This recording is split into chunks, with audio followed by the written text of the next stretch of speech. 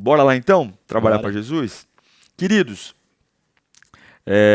eu quero falar com você hoje. Nós estamos na série O que Deus pensa a seu respeito, a meu respeito. Isso é importante porque a gente sabe que se distrair com uma bobagem é algo que acontece o tempo todo. Levar um assunto para o pessoal, ficar amargurado, crise existencial. É tão triste ver a quantidade de pessoas com problema mental mesmo. Mental, cabeça. Não é que o cara é maluco, mas o cara caiu num buraco, ele não sai. Né? Ele começou a acreditar em umas coisas que grudaram nele. É impressionante a fragilidade da cabeça das pessoas hoje. Por exemplo, um negócio que é doentio, tirar a própria vida. Meu, o que tem de gente que facilmente, não precisa nem de uma crise assim bombástica, mas uma decepção boba assim. Ah, eu tô pensando se vale a pena viver. Cara, eu fico pensando assim, meu, que água essa pessoa tá bebendo, né? Que essa pessoa está fazendo da vida dela. Porque a vida é o maior patrimônio de um indivíduo. E a vida não pertence a nós. A vida não é nossa. A vida é de Deus. Eu vou executar a minha vida da melhor forma, entendendo que eu vim de Deus e voltarei para Deus. Mas é isso aí. Aí quando você percebe isso, né, você percebe que as pessoas não sabem quem são diante de Deus. Todo mundo quer ser completo, satisfeito, seguro.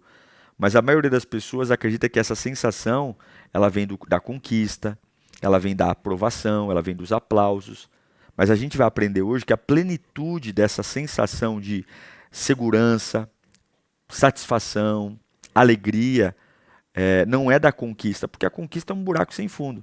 Você vai conquistando, conquistando. Agora, ela vem de uma consciência e de um valor. É o que eu sempre gosto de dizer. Deus é bom?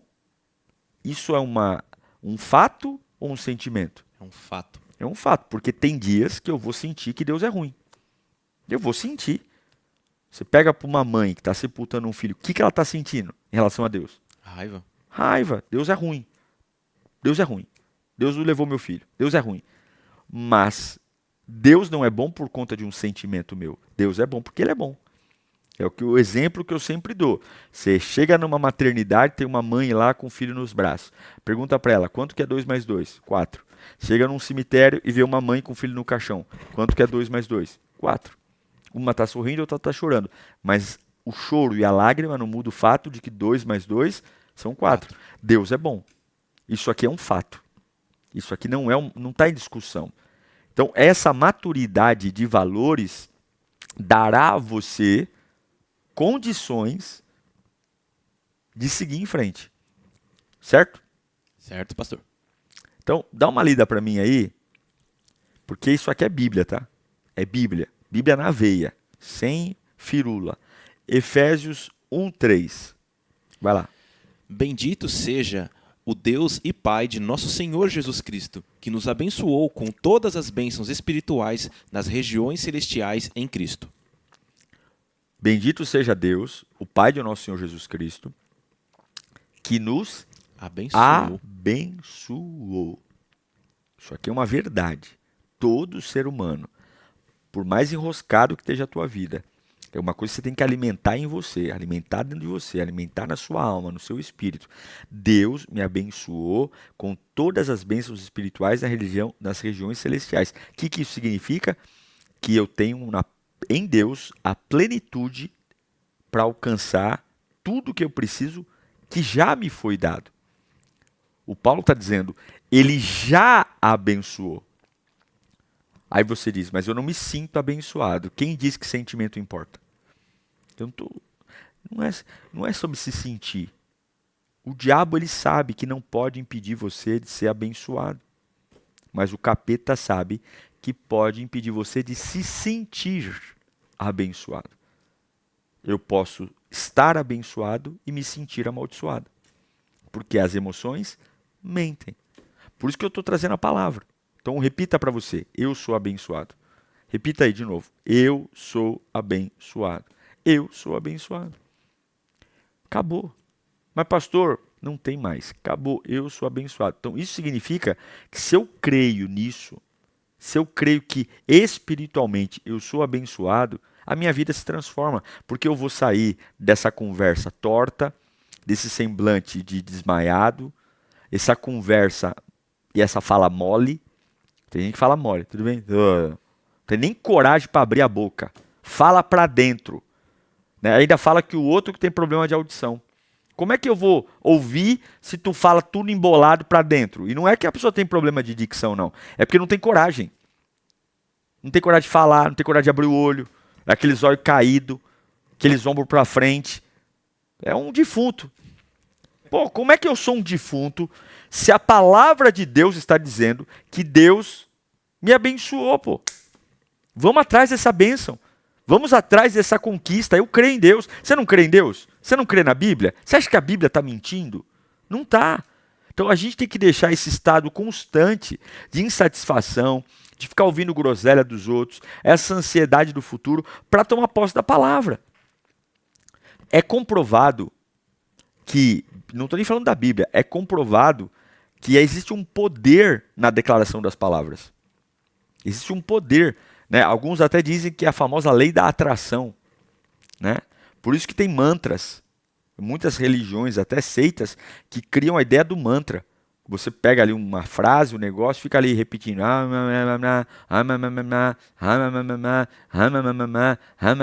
repete, e repete. Porque você está atraindo o que você fala. É bíblico. A Bíblia diz que a vida e a morte estão no poder da boca. Agora, como é que eu vou me sentir abençoado? Viver uma vida abençoada se eu só guardo o que não presta.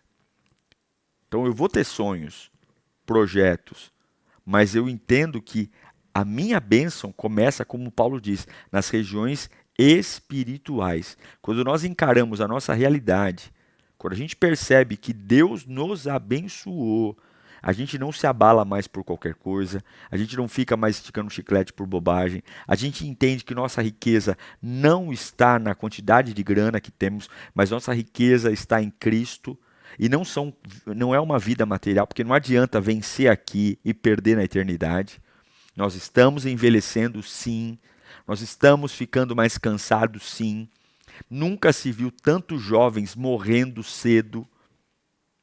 Então esse negócio de fazer planos de longo prazo é uma utopia, porque de verdade a gente não tem a mínima noção. De um lado a gente tem uma sociedade que tem uma alta taxa de expectativa de vida, né? Então você vê hoje um problema previdenciário muito grande no Brasil. O que é?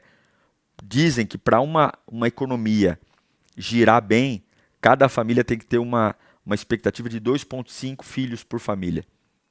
Por quê? Se você gera 2,5 filhos por família, você nutre a juventude numa proporção da velhice. O Brasil tem uma taxa menor de que 1,5. Ou seja, nós já temos um ponto percentual abaixo do que é o mínimo necessário para o envelhecimento. Ou seja, antigamente as pessoas, um cara de 60 anos, 50 anos, já era um cara idoso. Hoje você tem um público ativo de 70 até 80 anos. Então você tem hoje um país, que é o que aconteceu com a Europa, vai começar a acontecer com o Brasil. Um país muito velho, envelhecido e com poucos jovens. Porque se tem menos filhos, cada vez mais se tem menos filhos. O que eu estou querendo dizer? Se você não tem em Deus uma capacidade de compreender o que é a sua riqueza, a sociedade hoje ela está bagunçada. Né? Então se vive muito mais, se tem menos filhos, se tem uma expectativa de vida maior, mas por mais que haja essa expectativa de vida maior, jovens nascendo menos, morrendo mais cedo, velhos, a verdade é que tudo isso vai passar. Os governos vão passar. Tá essa briga dos infernos aí, STF, Lula, Bolsonaro, Trump e tal. Daqui a pouco o Trump morreu, o Bolsonaro morreu, o Lula morreu, virão outros governos, virão outras brigas, outras polarizações, e a verdade é o que cada um plantou. Então, eu sei de uma coisa, eu sou abençoado. Eu sou abençoado. Alguns falam assim, nossa, você é ousado. Eu não sou ousado coisa nenhuma. Eu sou abençoado. Você, produção, é abençoado. Você é abençoado. Então, quais são as riquezas espirituais que eu tenho que nutrir para eu realmente viver uma vida abençoada? Quais são? Primeira delas, não esqueça do que eu vou te ensinar aqui, hein? Não esqueça, isso aqui é ouro. É ouro. A primeira coisa, anota aí. identidade em Cristo. Escreva no chat. Identidade em Cristo. O maior presente que nós recebemos de Deus foi termos o direito de sermos chamados filhos de Deus. A nossa identidade não é sobre o apelido que colocam, não é o bullying que fazem, não é a chantagem psicológica, não é o pontapé no traseiro que você levou depois da gaiada que te deram, não é o emprego que você acha que lá vai trabalhar, o pessoal olha torto para você, chama você de burro, incompetente.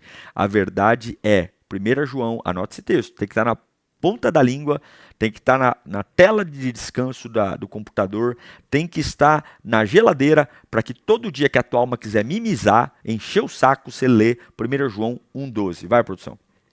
Contudo, aos que o receberam, aos que creram em seu nome, deu-lhes o direito de se tornarem filhos de Deus. Meu Deus do céu! Aqueles que o receberam, abriu o coração, aquele que creu em seu nome, não é ficar na Páscoa, ficar lá, ai, Jesus morreu, no Natal, ai, Jesus nasceu. Não, é crer no nome. Quem crê no nome vive o que Deus pediu para cada um. Quem creu no nome. Então, a todos quanto receberam, deu-lhes o direito de se tornarem filhos de Deus. É a minha identidade. Eu sou filho de Deus. Anda com a cabeça erguida. Se eu sou filho, eu sou herdeiro. Sou herdeiro. Sou herdeiro das bênçãos. João vai dizer também que aquele que se une a Deus é um só espírito com Deus, os valores, a força. Por isso que a gente cansa e depois se renova do dia para a noite. Por isso que a gente está estressado, cansado, de repente o Espírito Santo toca na nossa cabeça, o estresse passa e a pessoa que falou assim, puxa, amanhã ele morre, tá lá. No outro dia, tá vivinho da Silva. Aí a pessoa fala, meu Deus do céu, o camarada é imparável. Por quê? É o Espírito Santo. Primeiro direito de uma nova identidade. Segunda coisa importante, acesso direto ao Pai. Põe para mim Efésios 2,18. Pois vocês são salvos pela graça, por meio da fé, e isso não vem de vocês, é dom de Deus. Anote isso aí. Acesso direto ao Pai. Para com essa pataquada de guru. Eu sei que tem igreja que chama o pastor de pai por carinho. Pai. Aqui, alguns aqui na Lírio me chamam pai. O cara lá não gosta. Júlia muito menos. Mas pai, tá beleza. Não tem nenhum problema chamar de pai. Agora, quando esse pai é meu pai. É meu pai. Pai. Nesse aspecto de pai. Entendeu, né? Pai. Interceda por bem. Pai. Posso comprar um carro. Pai. Põe a mão na minha... Pai, para de ser besta. Porque Jesus Cristo deu a vida para você falar direto com Deus. Jesus Cristo deu a vida para o véu do templo, que era algo que só o sumo sacerdote, uma vez por ano, tinha acesso, para dizer o seguinte, eu estou abrindo o Santo dos Santos, que o véu separava o santo lugar do Santo dos Santos, eu estou abrindo o Santo dos Santos para todos os que confessam e creem, têm acesso. Então não tem sala VIP no Santo dos Santos. Não tem o espaço do bispo, do apóstolo, do pastor. Cada um vai lá e entra. Então não precisamos de mediador. Cuidado com esses negócios de mediador. Para você falar com Deus, tem que falar comigo. Deixa eu orar por você. Pode orar, mas não tem essa. Se tem alguém para interceder, glória. Se tem alguém para estar comigo em batalha espiritual, glória. Se não tiver, não vai fazer a mínima falta. Vai fazer a mínima falta. Porque Deus é suficiente. Certo? Então, primeira coisa, para você guardar nessa cabeçona aí que você tem, identidade. Segundo, acesso direto ao Pai. Não deixa ninguém entrar na linha. Não deixa a rádio pirata. Sintonia fina, hein? Sem aquele, tá ouvindo aquela música e uma voz de fundo. Pai. Não. Terceiro, direito, hein? Identidade, livre acesso. Terceiro, paz que excede entendimento. Isso aqui é um direito que você tem. O mundo está desabando, a Capetolândia está enchendo a paciência e você está pleno. Isso aqui é um direito. Olha lá, João 14, 27. Deixo-lhes a paz. A minha paz lhe dou. Não a dou como o mundo dá. Não se perturbem os seus corações. Não tenham medo. Meu Deus do céu. Olha aí. O que você acha disso aí, produção? Pastor, isso daí me vem na cabeça a passagem de Jesus no barco com os discípulos e o barco quase naufragando e eles ainda não tinham entendido quem estava no barco com eles. A partir do momento que Jesus levantou, falou assim, por que vocês estão temendo? Vocês só não têm fé. Para mim é a mesma coisa. A gente tem que ter fé que quem está com a gente é o cara que acalmou a tempestade. O que o mundo vende? É exatamente isso. O mundo vende o seguinte: a minha paz depende da tempestade passar. Então, a ideia que o mundo vende é: paz é ausência de problema. Resolva seus problemas, que você terá paz. Agora, a pergunta que fica é possível, em algum momento da vida, viver sem problema?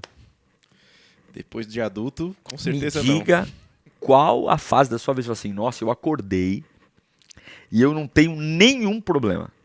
Porque você pode até não ter, mas o problema dos outros acaba virando seu problema. É. Eu nunca tive, desde que me conheço por gente, assim, desde que entrei na vida adulta, né? Quando você é criança, você joga o problema pro pai. Pro pai resolver.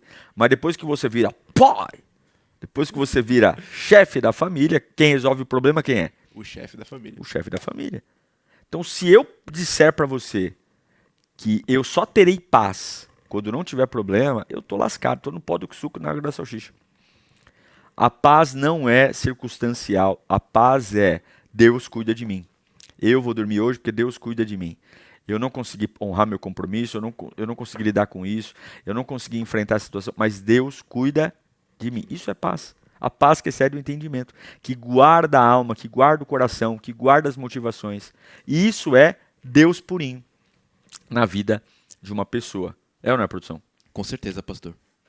E aí, é o que Jesus falou. Pô, a tempestade está aí, você não tem fé? Eu estou aqui. Então, paz. Anota isso aí, hein? Paz não é o que acontece comigo. Paz é o reconhecimento de quem está comigo. Eu vou repetir aqui, ó. Paz não é o que acontece comigo. Paz é o reconhecimento de quem está comigo. Se você reconhecer a Deus em todas as fases da sua vida, você terá paz. Agora, se não reconhecer, vai estar no pó do que suco, na água da salsicha. É ou não é, produção? É isso aí, pastor. Quarta coisa que você precisa ter aí. Importante. Importante.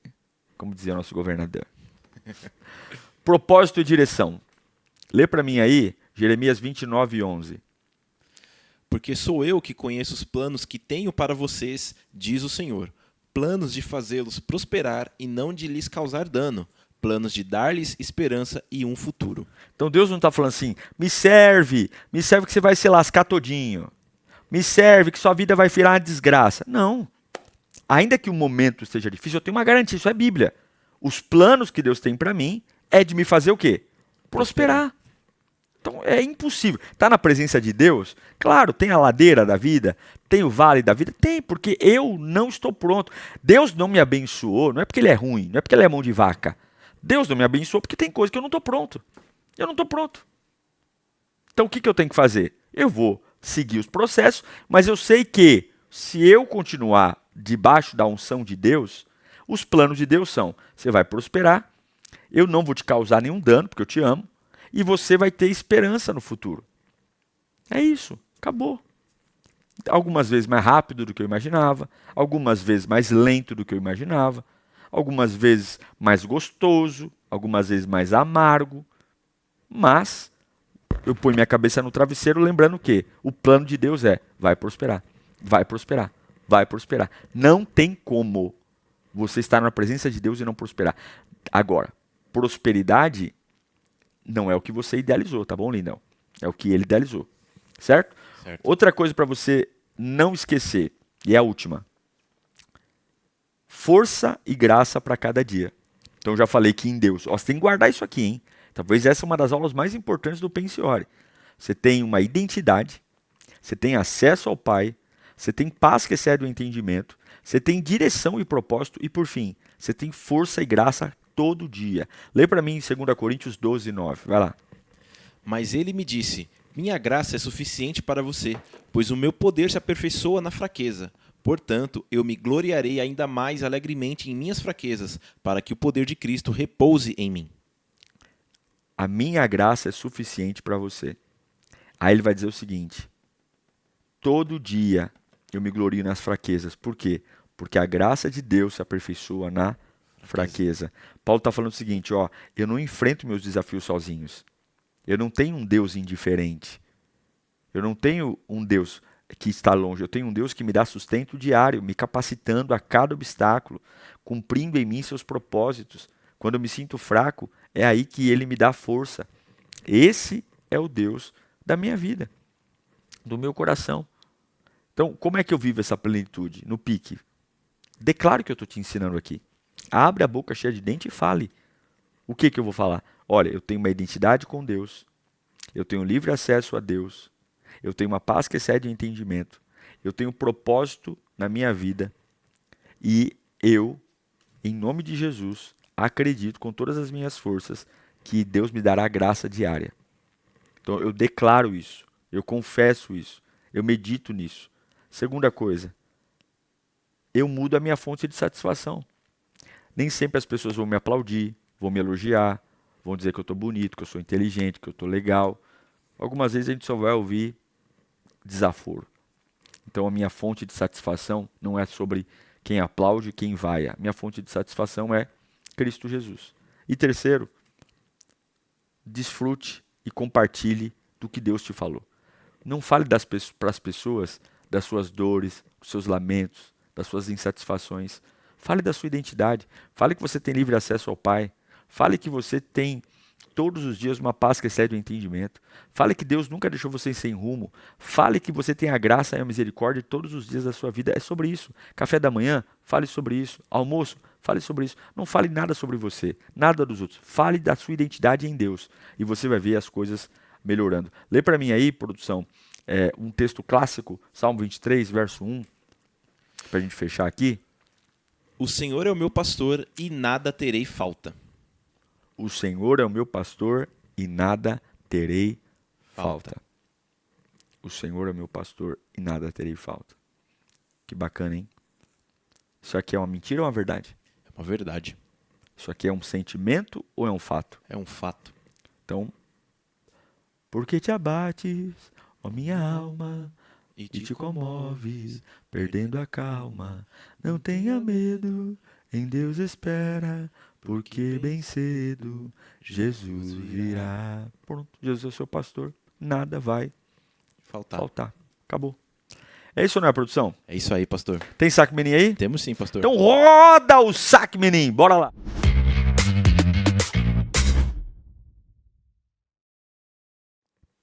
Primeira pergunta do saque, pastor, é do Marcos Paulo e ele pergunta: como saber se tenho chamado pastoral? Olha, o chamado pastoral, ele primeiro vai surgir dentro do rebanho. Seja ativo na igreja, queira ser útil, não naquilo que você gosta, mas naquilo que a igreja precisa, porque o chamado pastoral nasce para cuidar da igreja e do rebanho.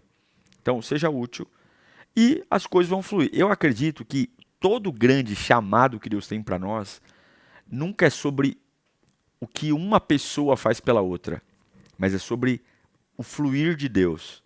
Então, se interesse por gente, se interesse por pessoas, vai orar, vai ser útil na igreja, que o ministério pastoral é um dom. Se a igreja de Cristo precisar e você estiver lá, ó, no banco de dados, né, no celeiro, é de lá que você vai surgir. Agora, ficar em casa, alguns ficam, né? Ficar em casa, só querendo fazer videozinho na internet, né? E aqui está falando alguém que faz videozinho na internet, mas não vive só de fazer videozinho na internet. Só vídeo na internet, só fazendo polêmica e querendo o título de pastor, aí não dá, né? Então é isso aí. Vai lá, produção, próximo. Próxima pergunta é da Mariane Alves. Ela pergunta: pastor, quando Deus repete um processo, significa que não aprendemos o que Deus queria ensinar? Com certeza. Ué, é só olhar para o povo hebreu, ficou 40 anos andando, hein? Num percurso que levaria uma semana. Uma semana virou 40 anos. Por quê? Porque eles saíram do Egito, mas o Egito não saiu deles. Então, eu creio sim que algumas vezes Deus nos segura para o nosso bem em algumas coisas para a gente aprender porque não aprendemos. É isso aí. Bora? Vamos orar então? Ó, eu tô em Israel, Jordânia e Israel. Terminando aqui o programa, corre nos meus stories, acompanha tudo, manda mensagem. Eu quero que você participe dessa viagem, vou me esforçar muito para você estar comigo todos os momentos, todos os dias, se encantando com as Terra Santa. E tem muita gente que não tem a oportunidade de ir, mas eu quero que você se sinta lá comigo, tá bom? Deixa eu orar por você. Pai querido, como é bom estar aprendendo sobre aquilo que o Senhor tem para nós. Hoje nós recuperamos a nossa identidade, nós lembramos que não tem intermediário entre nós, temos a paz que excede o entendimento, temos missão e propósito e temos o presente da graça diária. Que maravilha, Senhor, saber que tudo isso é nosso, conquistado na cruz do Calvário, por um Cristo que nos amou. Obrigado, Senhor, porque isso é o que eu sou, não é o que os outros pensam. Eu nunca serei destruído pelo que pensam sobre mim, mas eu posso ser destruído sobre aquilo que eu mesmo penso sobre mim.